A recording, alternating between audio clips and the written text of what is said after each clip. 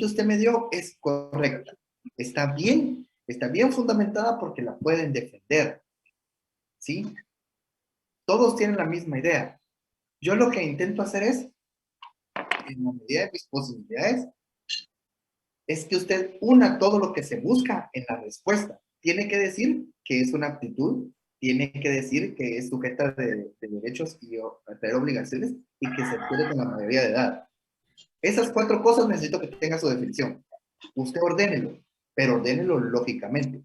Todos son posting para adentro. Todos son Buenos días, licenciado. Ahorita voy a tener. Pero, por ser la segunda clase. Ya en la tercera, en la cuarta o quinta clase, usted ya tiene que tener la capacidad de defender su punto, de decirme, licenciado Madrid, con todo respeto, considero que usted no está bien por esto y esto y esto. Entre más piense usted por usted mismo, entre más pueda defender su punto y entre más pueda entender que el que está estudiando es usted, para usted mismo, yo me doy cuenta de usted. Yo le voy a exigir más siempre. Eso quiere decir que es tremenda, man. Yo nunca, siempre cuando estés en público. Yo nunca voy a faltarle el respeto, pero siempre le voy a exigir más.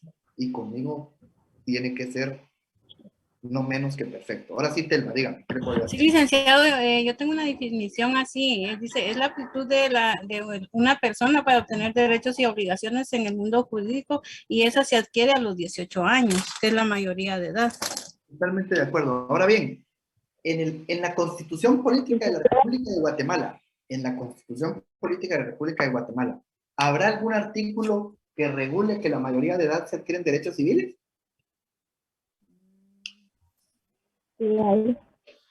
Sí, supongo que sí, pero no tengo el fundamento, o sea, el número de artículos. ¿Alguien ahí tendrá un fundamento constitucional que hable de la mayoría de edad?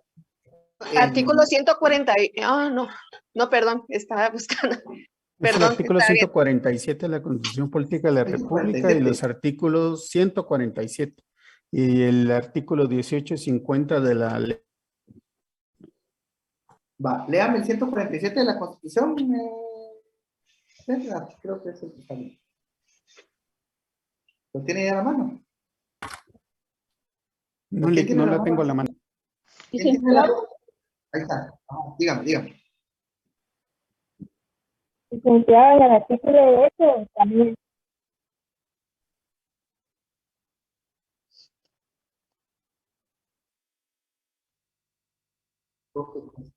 Sí, estoy de acuerdo. Siempre enlacen ese artículo de la Constitución porque es importante tener ese fundamento constitucional. ¿Bien? 147 de la Constitución con el artículo 8 de su Código Civil.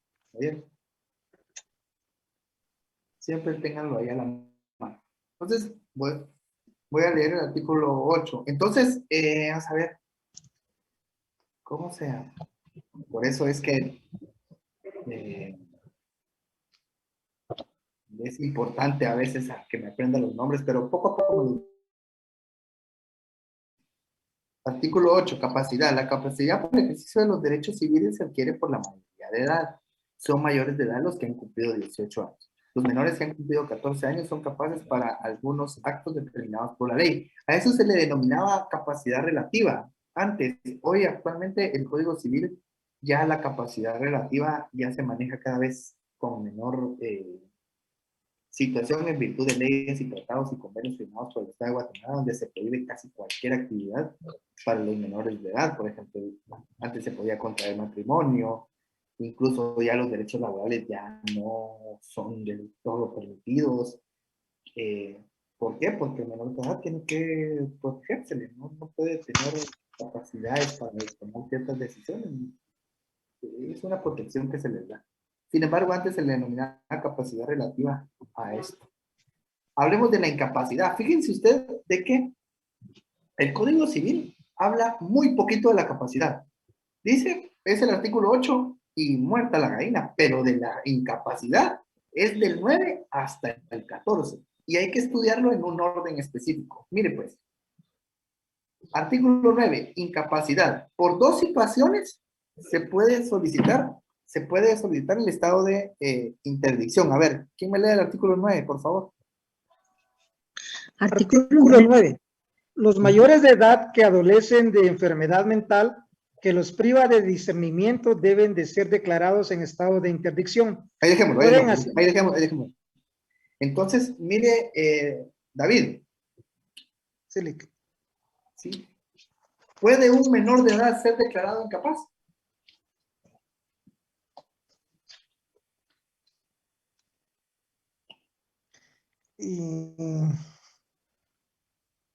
Silic. ¿Por qué, David? Porque lo establece el artículo 9, licenciada. Pero ahí dice los mayores de edad.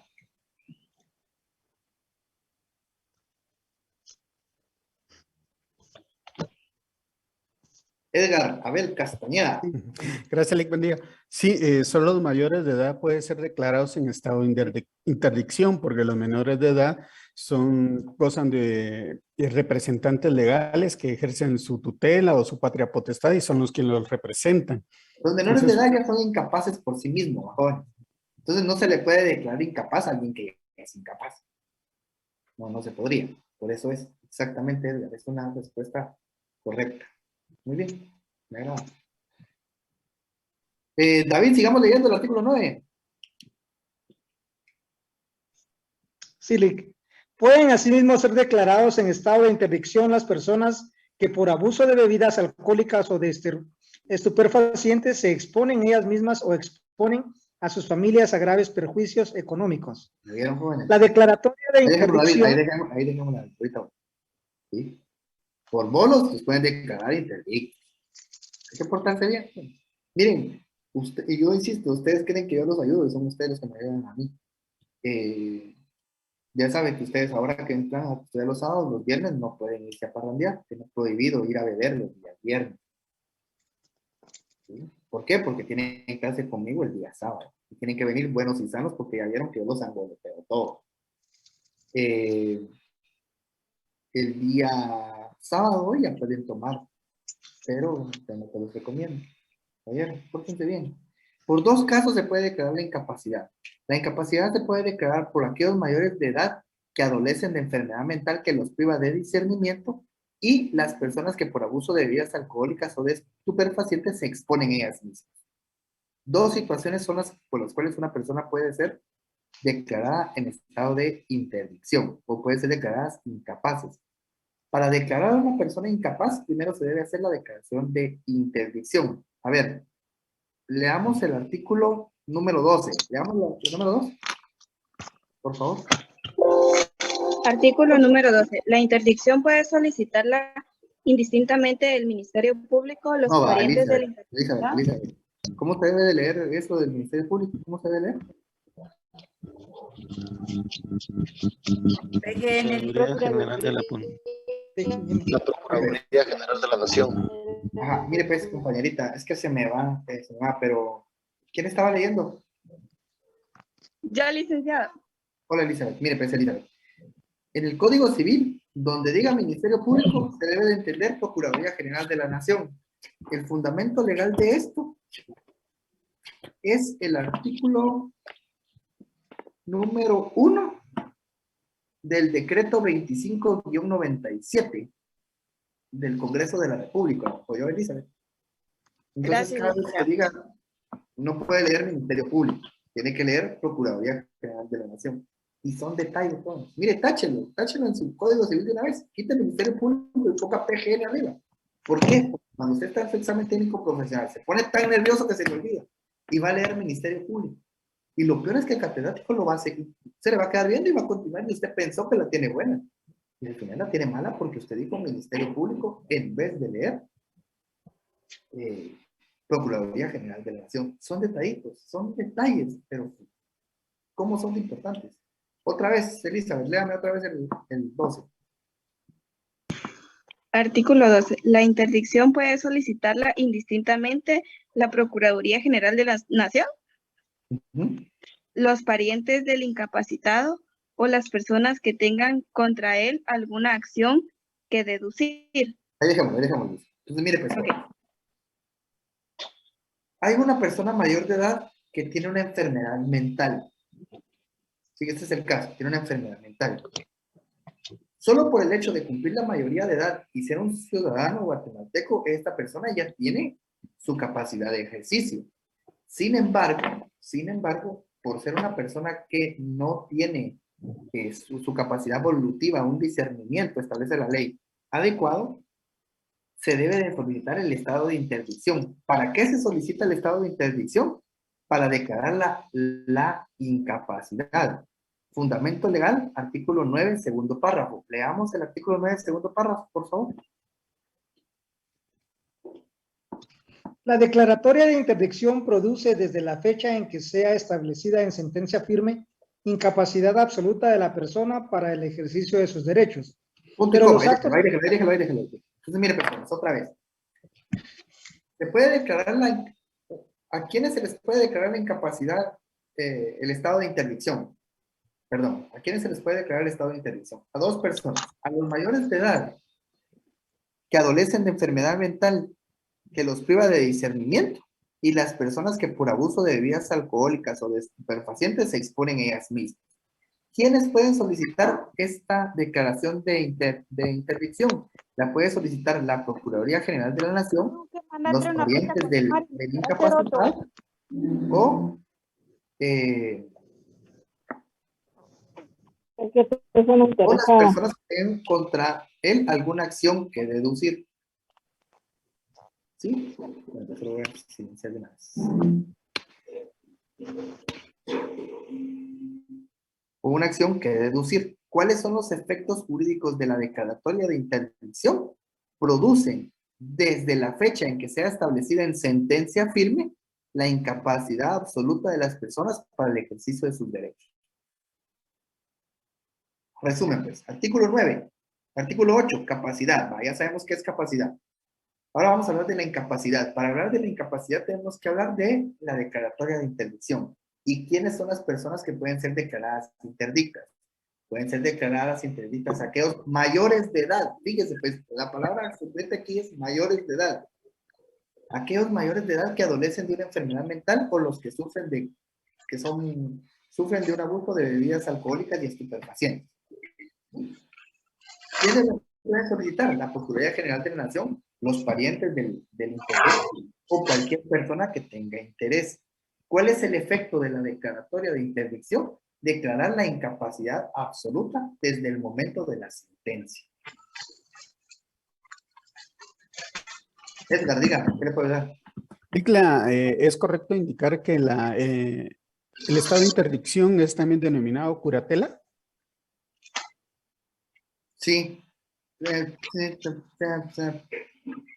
Sí.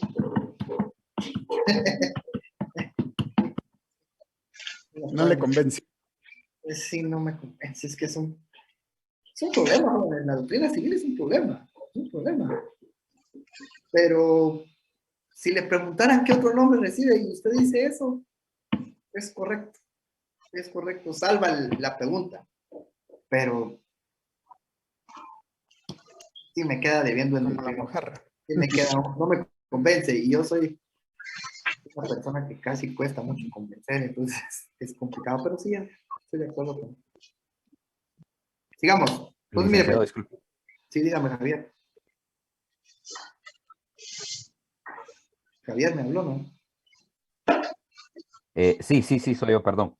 ¿Se declara de una vez la incapacidad absoluta o la capacidad de ejercicio legal? Fíjese que es incapacidad absoluta. La incapacidad absoluta. Pero fíjese, pues, ahora ya vienen los asteriscos de la interdicción. Mire, pues, sigamos leyendo el artículo 9, segundo párrafo, donde dice, pero los actos anteriores.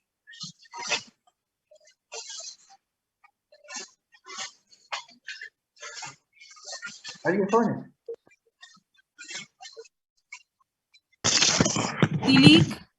Léame, por favor, Lucía. Muy bien, pero los actos anteriores a tal declaratoria pueden ser anulados si se probare que la incapacidad existía notoriamente en la época en que se verificaron. Fíjese usted de que los actos hechos antes de la declaratoria de interdicción son anulables. Si se probaba que la incapacidad existía con anterioridad, son anulables.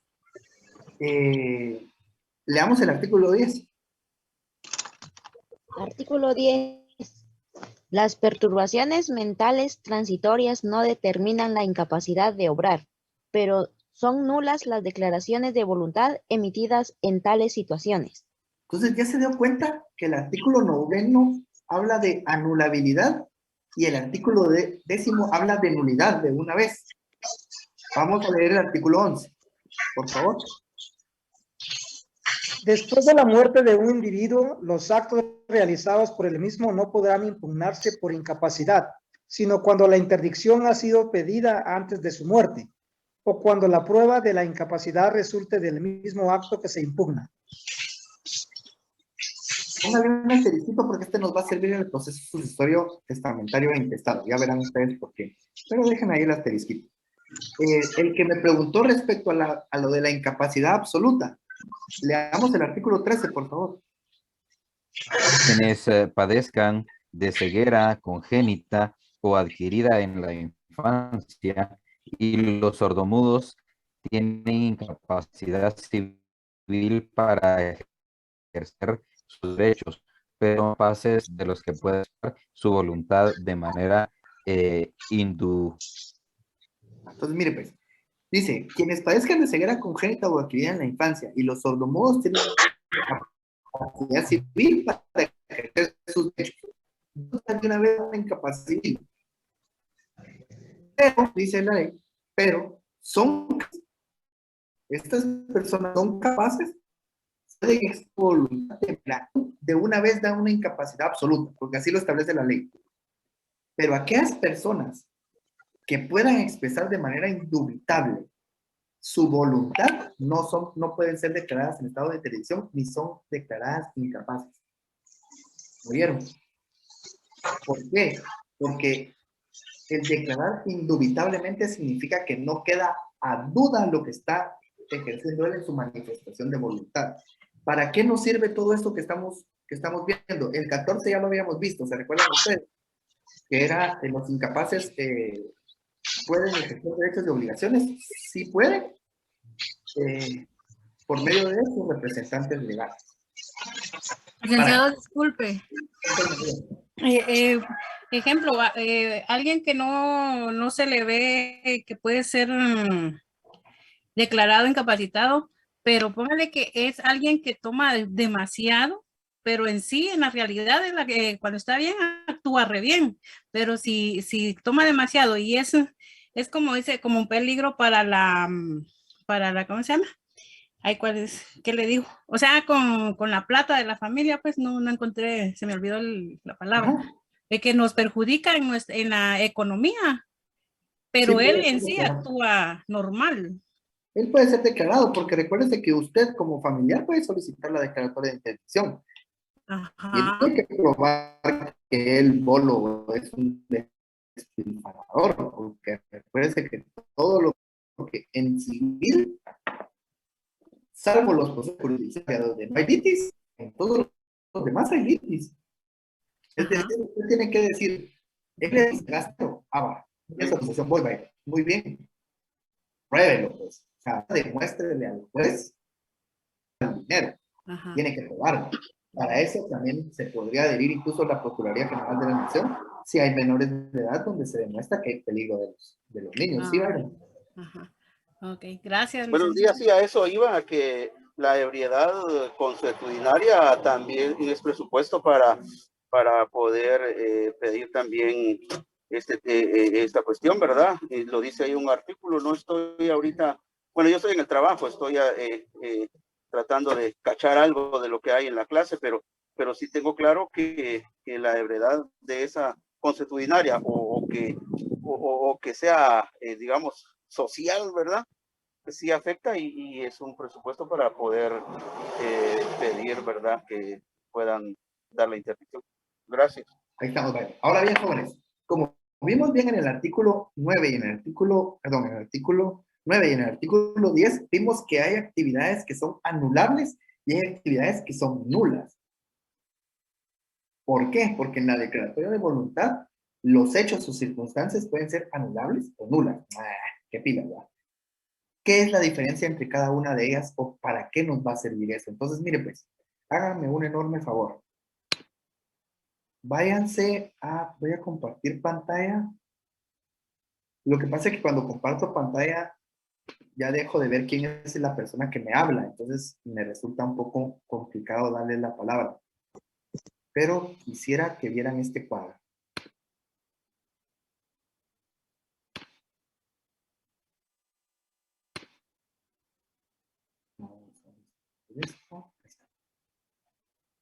Existen dos clases de nulidad, nulidad absoluta y nulidad relativa.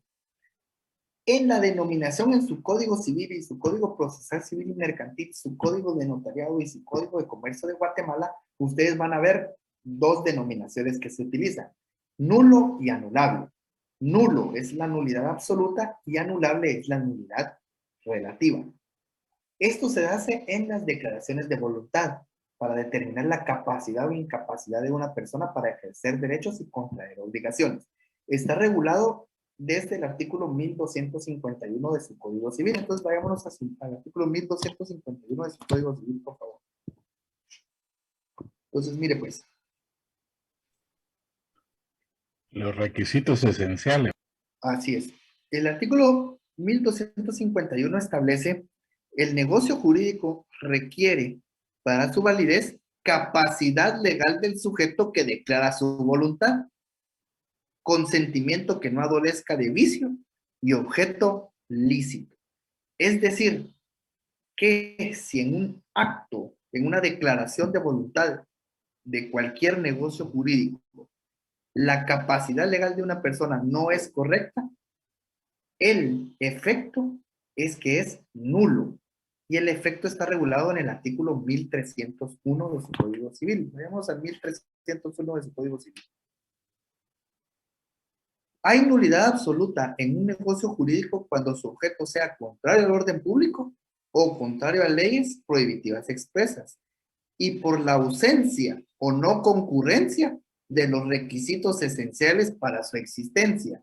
¿Cuáles son los requisitos esenciales para su existencia? Los contenidos en el 1251 de su Código Civil. El 1251 y 1301 de su Código Civil son hermanos y a partir de este momento usted no los va a separar de aquí hasta que reformen el Código Civil en saber cuántos años. De aquí para su vida jurídica, esos dos artículos son hermanos para toda la vida. Volvemos otra vez. Existe una capacidad, fíjense pues, el resumen de la clase va de la siguiente manera. Esto es lo que hemos visto. ¿Sí? La forma de identificar a la persona individual es a través de su nombre, el cual está compuesto de nombre de pila y de los apellidos de padres casados, de padres no casados pero que hayan sido reconocidos o de madres solteras. Existen dos clases de identificar a una persona que pública y constantemente utilice un nombre diferente o apellido diferente al que aparece en su asiento de partida. Eso es a través de la identificación de persona y de la identificación de tercero. La identificación de persona es un trámite personalísimo que se hace a través de escritura pública, mientras que la identificación de persona es una persona ajena que tiene interés en identificar a una persona y se hace a través de un proceso de jurisdicción voluntaria. El cambio de nombre se puede hacer a través de jurisdicción voluntaria o judicial, y en el cual va a quedar asentada el cambio completo del nombre con el cual fue inscrito originalmente. En ambos casos no encierra modificación del estado civil ni modificación o creación de parentesco alguno. Después vimos lo que es la capacidad y determinamos que había capacidad de ejercicio y capacidad, capacidad de goce y capacidad de ejercicio. Y vimos también que existe la incapacidad y la declaración del estado de interdicción. Vimos de que las manifestaciones de voluntad en estado de interdicción son nulas, ¿sí? Si son declaradas con posterioridad a la declaratoria de interdicción, y anulables si es antes de la declaración de interdicción. Y ahorita estamos viendo la diferencia entre una nulidad absoluta y una nulidad relativa, es decir, aquellos negocios jurídicos nulos o anulables. Eso es lo que vamos a establecer. No lo sintió, yo tampoco. Licenciado Madrid, disculpen. Dígame. Yo tengo una duda en cuanto a la declaración de la incapacidad y también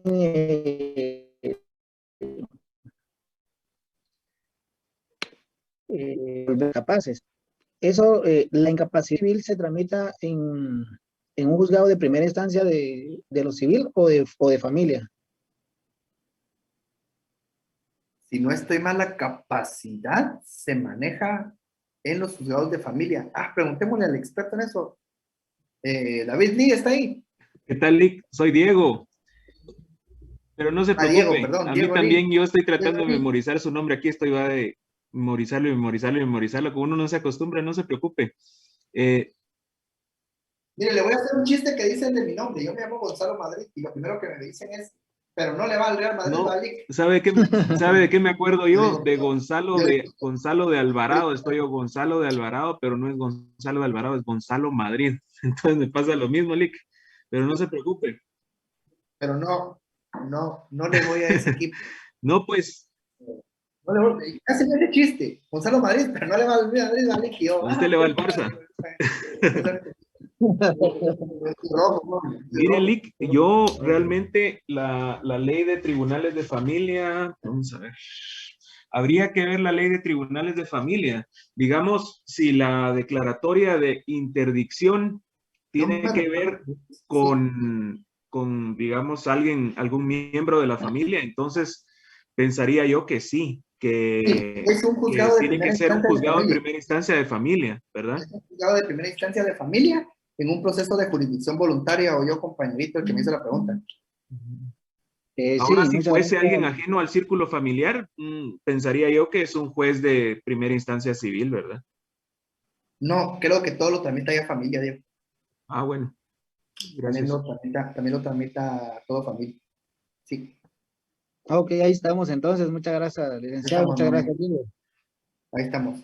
Mire, jóvenes, yo no me lo sé todo, porque es mentira. El catedrático que venga a pretender que lo sabe todo es mentiroso.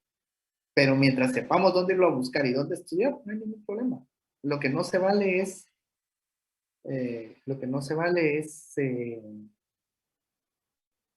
creer que uno lo sabe todo. Eso es lo que no se vale. Es mejor ser un humilde y decir, no sé, voy a averiguar, y no enojarse con los alumnos. Miren, ustedes están recibiendo una clase porque quieren recibirla, no porque nadie los obliga. Va, sigamos pues con el cuadrito este, que ya no me va a dar tiempo. Y teníamos que ver algunos artículos aparte. Pero bueno, lo vamos a dejar para la próxima semana porque ya son las 8:53 y tengo que darle paso al otro licenciado que no sé si ya está. Lick, ¿ya está aquí, no? No ha venido. Aprovechemos. Sigamos en esta parranda. Vamos a seguir compartiendo la pantalla. Este cuadro es una genialidad, jóvenes. Este cuadro es una genialidad. Este específicamente es una genialidad. Todo el mundo dice que ellos se lo inventaron. No es cierto. No es cierto. Este cuadro es una situación bien bonita. Mire, pues, sigamos con la nulidad. Existen dos clases de nulidad absoluta y nulidad relativa.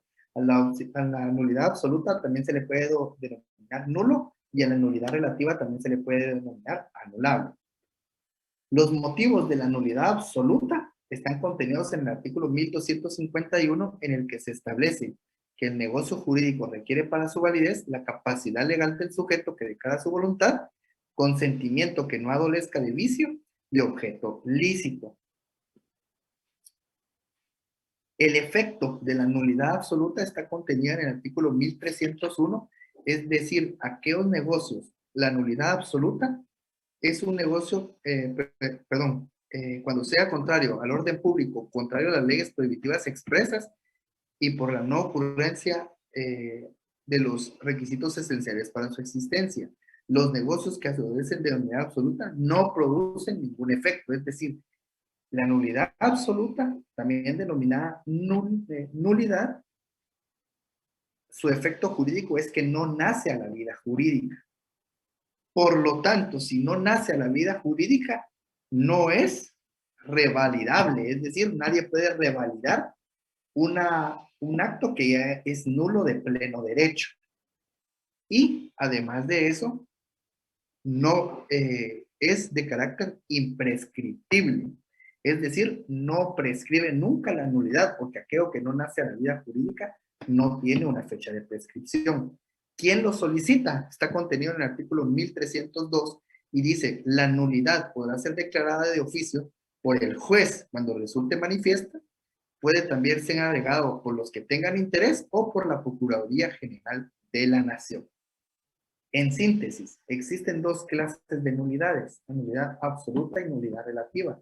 La nulidad absoluta puede ser denominada también nula, la cual no produce ningún efecto jurídico porque no nace a la vida jurídica por no concurrir con los requisitos esenciales para su validez, no prescribe y no puede ser revalidada.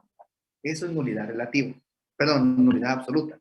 Nulidad relativa, también denominada anulable. Los motivos de la nulidad absoluta para que no sean a la vida jurídica están contenidos en el artículo 1303 de su Código Civil. El negocio jurídico es anulable, 1, por incapacidad relativa, ¿ya vio? Por incapacidad relativa. Volvemos al mismo artículo 10 que vimos allá. Por incapacidad relativa de las partes o de una de ellas y por vicios del consentimiento. En este caso, a diferencia de la nulidad absoluta, el negocio que adolece de nulidad relativa surte todos sus efectos hasta que en sentencia firme no sea declarada la nulidad.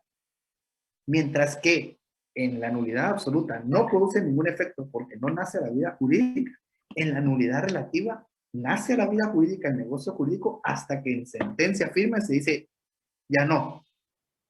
Mientras tanto va a surtir todos sus efectos jurídicos. Eso quiere decir que sí hay una fecha para que prescriba este derecho y está contenido en el 1312. El derecho de pedir la nulidad relativa dura 2 años, contados desde el día en que se contrajo la obligación, salvo los casos en que la ley fije término, dice ahí, pero ya sabemos que no se utiliza la palabra término, sino plazo, los casos en que la ley fije plazo distinto. Por lo tanto, un negocio que conste de nulidad relativa puede ser revalidada, pues la lógica le dice que si ya nace a la vida jurídica y que además prescribe, quiere decir que sí puede ser revalidada. Eso está contenido en el artículo 1304 de su Código Civil. Los negocios que adolecen de nulidad relativa pueden revalidarse confirmándolos expresamente o dando cumplimiento a la obligación a sabiendas del vicio que lo hace anulable. Le quedan 2 minutos, Lick. Perdón, Lick, ¿ya está el otro Lick ahí, no? Felipe, ¿podría confirmar si ya se encuentra en la sala? Ya me encuentro por acá, aquí estamos aprendiendo nulidad, anulabilidad, ahí estamos aprendiendo con el licenciado. No, hombre, yo ahí reforzando la anulabilidad, nulidad relativa, absoluta. Qué bárbaro. Ahí estamos. Ya vio, Lick, que aquí... Estén poniendo atención, los demás espero que sí también estén poniendo atención. Aquí usted es el más pilas de todos los muchachos que están acá. La ventaja es que yo ya me examiné. Ahí sí, esa es la gran ventaja, que yo sí ya me examiné. Ah, que sí, yo eso le digo a los patojos. Ya nosotros ya pasamos por ese tormento. Pero es bonito.